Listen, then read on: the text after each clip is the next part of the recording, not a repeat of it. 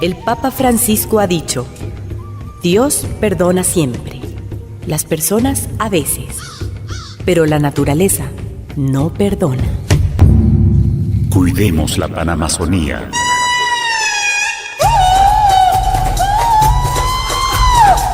Fuente de vida en el corazón de la Iglesia. Impacto socioambiental en la Amazonía. ¿Qué haces tú cuando quieres saber si un coco tiene agua? Pues lo sacudo y ya. Correcto. Sacudiendo un coco sabemos si tiene agua dentro. Lo mismo hacen las petroleras en el territorio amazónico para saber si hay petróleo. ¿Qué? No te creo. ¿Y cómo hacen las petroleras para sacudir la tierra?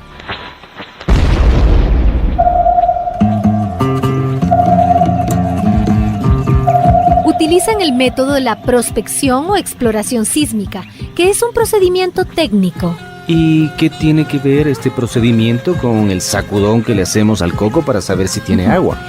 Es que la prospección sísmica consiste en poner bajo tierra, a cada 100 metros de distancia, poderosas cargas explosivas.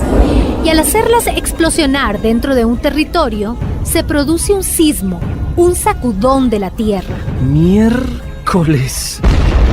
¡Un terremoto petrolero! Con las ondas explosivas se registran y se estudian para saber todo lo que existe en las entrañas de un territorio. Petróleo, gas, minerales. Esas actividades empezaron en la Amazonía ecuatoriana desde 1921. Claro, en 1967 la compañía Texaco Gulf perfora el primer pozo productivo, el lago Agrio número 1. Posteriormente, en 1969, siguieron los de Sacha y Shushufindi.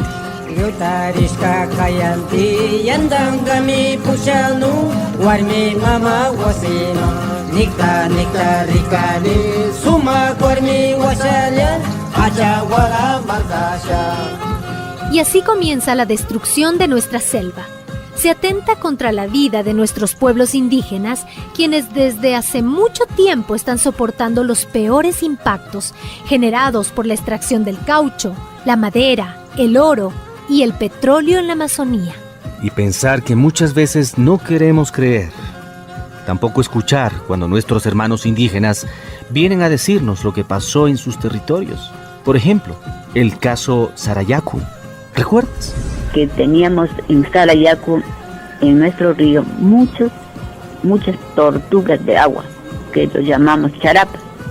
Estaban ahí libremente, pero desde que entró esa compañía, escuchando motor, oliendo el río que estaba contaminado con combustible, se desapareció. Todo, totalmente. Cristina Hualinga, líder de Sarayaku, nos contaba que nuestros ríos de la selva están contaminados. ¿Pero por qué sucede esto?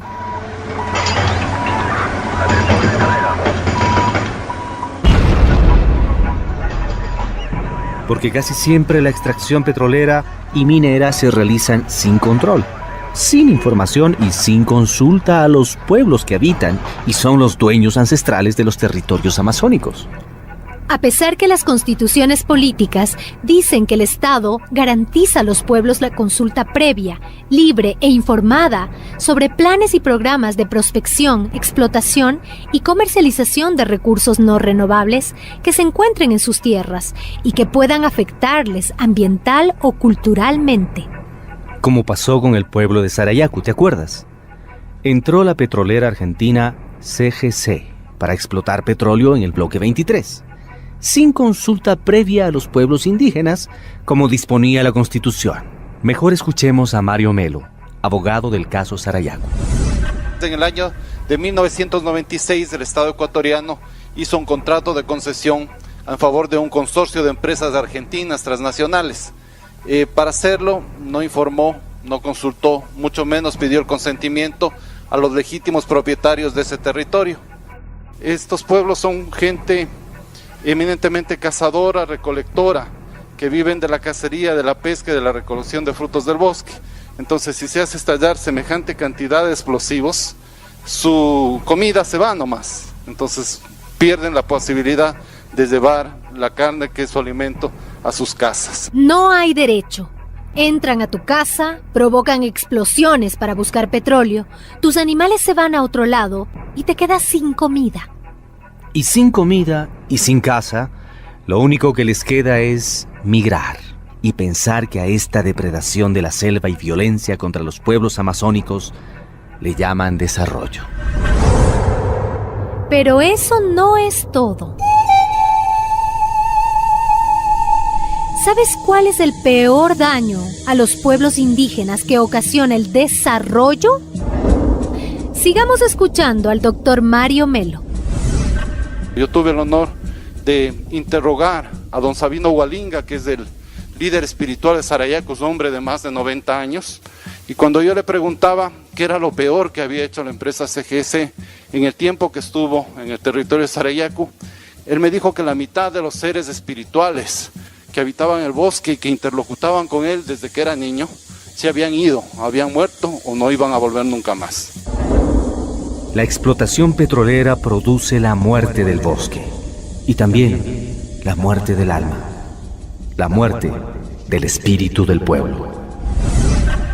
Entonces, una respuesta de esa naturaleza implica que se causó un daño en una dimensión mucho más profunda y más grave que el mero daño material, el daño ambiental, que se había afectado algo que sostiene la identidad y sostiene el sistema de valores de un pueblo como el de Sarayaco. Entonces, en esa dimensión es en la cual uno puede apreciar y valorar los procesos de resistencia de los pueblos indígenas. Ahora entendemos por qué los impactos inmediatos de la explotación petrolera son incurables. Causan tanto dolor y problemas a la naturaleza, a sus pueblos y a toda la gente. Y las leyes ambientales, bien gracias, casi nunca se cumplen. Pareciera que las leyes se hicieran solo para que estén escritas en el papel. ¿Pero qué pasa en otros países de América Latina? ¿Por qué tantos conflictos socioambientales? Monseñor Pedro Barreto, presidente del Departamento de Justicia y Solidaridad del CELAM, nos comparte su punto de vista. En primer lugar, se ha expandido la explotación minera y de hidrocarburos en toda la región y en todo el continente latinoamericano. La gran mayoría de las concesiones mineras se ubican en zonas ancestralmente agrícolas y sumidas en la pobreza. No llega el Estado, pero sí llega la empresa minera, y ahí está el conflicto. Y hay un énfasis en un desarrollo económico, pero no un desarrollo integral de la persona. Ahí está el surgimiento de los conflictos. Lo que pasa aquí, pasa allá. Lo que pasa en Ecuador, pasa en tu país. Nuestra historia está plagada de actividades extractivas que producen graves impactos socioambientales y destrucción de la Amazonía. En nombre del desarrollo económico seguimos más pobres, los pueblos indígenas sin territorio, y nosotros nos quedamos con los brazos cruzados. ¿Vamos a permitir que el Estado siga explotando la Amazonía sin la consulta, el consentimiento libre, previo e informado a los pueblos indígenas para que ellos tomen una decisión, como dice el Convenio Internacional 169 de la OIT sobre los pueblos indígenas, del cual son suscriptores todos nuestros países? ¿Sentiste? ¡Temblor! No. Creo que es una explosión. ¿No será que las petroleras ya llegaron y están sacudiendo estas tierras para saber si hay petróleo? Las petroleras en la ciudad.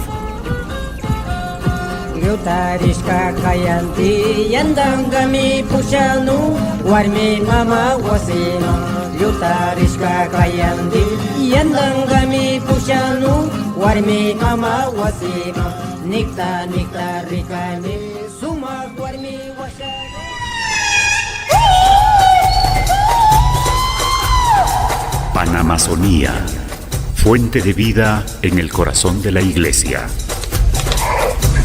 Una producción de la Red Amazónica de la Pastoral Social Cáritas Ecuador, ALER y Signis.